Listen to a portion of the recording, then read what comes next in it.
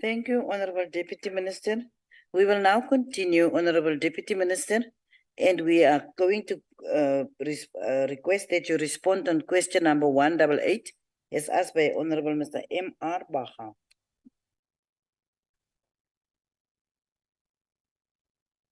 One double eight.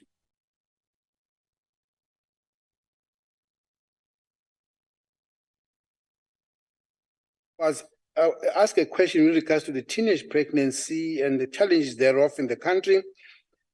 Basing it from the statement that he looked was his reference of a raised by the MEC of a particular of KZN province. Our response to that, Chairperson Honorable Baha, is that teenage pregnancy is a serious societal problem, which requires the government and the whole of the society approach. While health has no singular hand in reducing it, health alone, the causes are multifaceted, and such all government departments, civil society organizations, and other stakeholders must be involved in developing the comprehensive interventions to address the high rates of teenage pregnancy. The Department of Health works with other government departments and stakeholders in implementing several programs that aim to reduce and prevent teenage pregnancy in all provinces, including in this province mentioned by Honorable Baha, KwaZulu-Natal.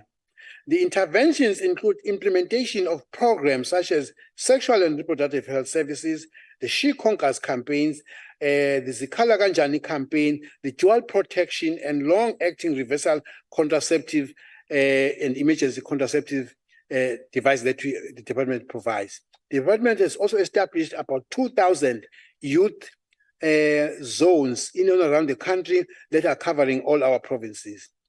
The country's overall strategy on teenage pregnancy is that between April 2021 to March 2022, 156,154 teenage pregnancies were therein, but including what is 10 to 14 years of age in that space, which I probably will come back to it in that space. Of those, 396 were between age 10 to 14 years. In March 2022 to March 2023, 127,096 were teenage pregnancies who were delivered. So we do have statistics, but they come to our clinics and hospitals to deliver.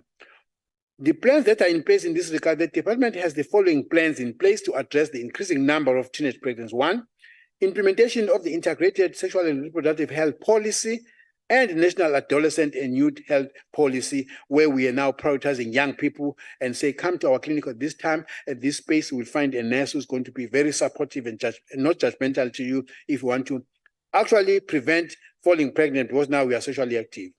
The training of healthcare workers in the provision of a comprehensive package of health for adolescent and youth-friendly services.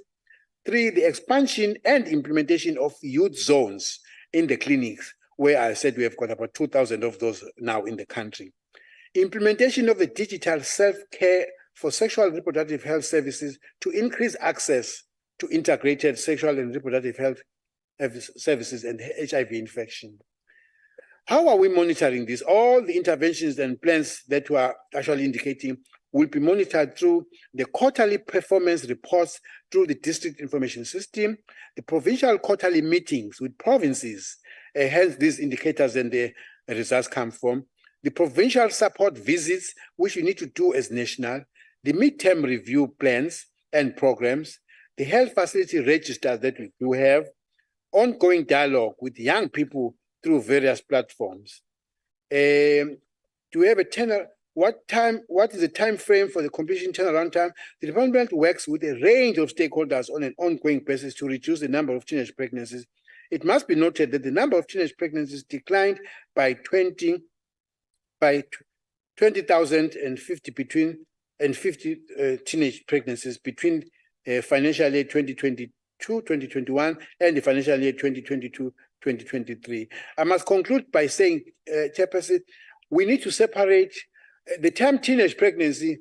As one would know, it is counting teens, an age of 13, 14, 15. A 9-year-old is not a teenager, and a 10-year-old is, so we have a new category now of underage pregnancy. So that is something else. So we must just be aware, honorable members, when you talk about teenagers, we're talking about 13 upwards. Anyone lower than that is an underage. We already have some of those also in our country. Thank you very much, Honorable Chair.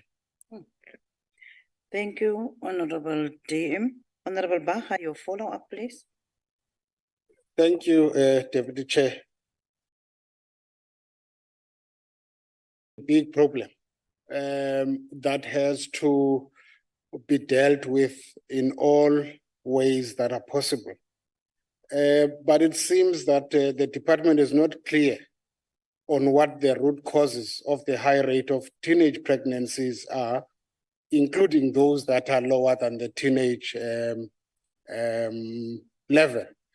Now, Minister, would you consider a transversal and whole of society approach to define the root causes of teenage pregnancies so that this worrying issue could be addressed more effectively? And probably the one further issue is what obligations do health professionals have to report statutory rape to SAPS, because it also results in pregnancy of people that are underage. Thank you, Deputy Chair. So, Honorable Baha, Honorable DM. Thank you, Chair. Thank you, Honorable Baha. I don't think it is just about the Department of Health not understanding the root causes, because like I started by saying, the issues of teenage pregnancy is not resting with one department. Why we have statistics of teenage pregnancy and underage pregnancies, because we see them in our clinics coming in. Honorable Baha, there was a significant increase of teenage pregnancies during COVID, when there was a shutdown on schools, and therefore parents were at work, children were at home, and they didn't have much to do. So, and issues of, so in places where probably there's poor issues related, I've learned this somewhere else to say, a child in sport is a child out of court. Probably it's true even of these issues of social ills, that if there are communities that are very strong and have issues that will keep the child busy on other things, the child will probably not be the one who's going to go on drugs and get pregnant. So it's issues in the society. So let's start there and pick up. It doesn't have to be a Department of Health that must be educated. What are the causes? It must be all of us to say, what are the causes around where I live that make children? Is it drugs? Is it maybe the absence of parenting? Is it so that the feeling of pointing is not going to be at one person and not the other? On this part is a very interesting point you are raising. I have thought about it. Should we or should we not report a 9-year-old who is pregnant in our clinic who's coming to deliver? Now, if you do that, you would therefore, I don't know whether you would then be saying that 9-year-old must come to be arrested and must go and point who made her pregnant. But the next day, any other 9-year-old will then not come to our clinic and report that I'm pregnant, please help me to deliver this baby. So it's something that is very difficult to do. Once you say tomorrow, every 9-year-old, 10-year-old who comes into our facility, please clinics report them, bring the police, collect them, get them to call and point who made them pregnant. That couldn't do on day one. But on day two, how many other 10-year-olds who will be pregnant will then come to our facility? What if they remain pregnant and they don't come to our facility to assist? But I can tell you that is going to be another very big problem. In terms of pregnancies, pregnancy is a physiological process that some women will go through anyway in life. A younger woman, a 9-year-old and a 10-year-old falling pregnant is a high risk of severe complications, even death. So once you do not do antenatals on the 9-year-old, the 10-year-old, the 11-year-old, we will have a high maternal mortality because they would have never been to any clinic anyway, and would not have picked up the very risk that they are there. All I'm saying that to be pregnant and you are a teenager is high risk. But if you even avoid coming to the clinic, the risk is even much more. And therefore we'll have significant deaths. So please advise us how to deal with that 10-year-old in our clinic coming into, it must be a societal matter.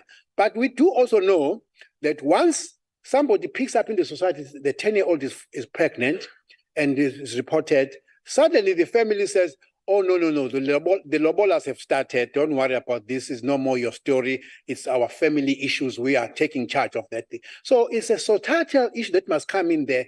But I don't think it would be wise for us as health to report 10-year-olds who deliver babies in our clinics and report them to the police or to the law enforcement officers because of what I've raised. That is my view, and you could actually advise us differently if you feel strongly so. Thank you very much.